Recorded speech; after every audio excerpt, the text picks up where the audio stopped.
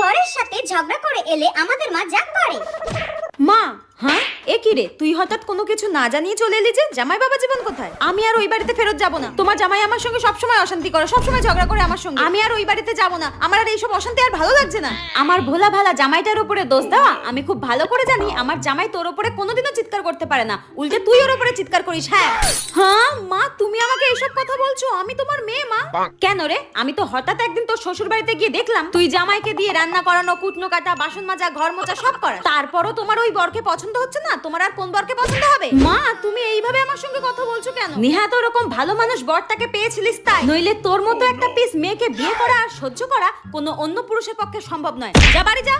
যাচ্ছি তো, তাড়াতাড়ি। আর কোনোদিনও আসবো না আমি তোমার বাড়িতে। তুমি আমাকে এইভাবে তাড়িয়ে দিলে তো। শোন, আমি কিন্তু খুব ভালো করে আমার জামাইকে চিনি। আমার জামাই হচ্ছে লাখে একটা, উল্টে তুই বদমাস। তুই ওর উপরে চিৎকার চেঁচামেচি করিস।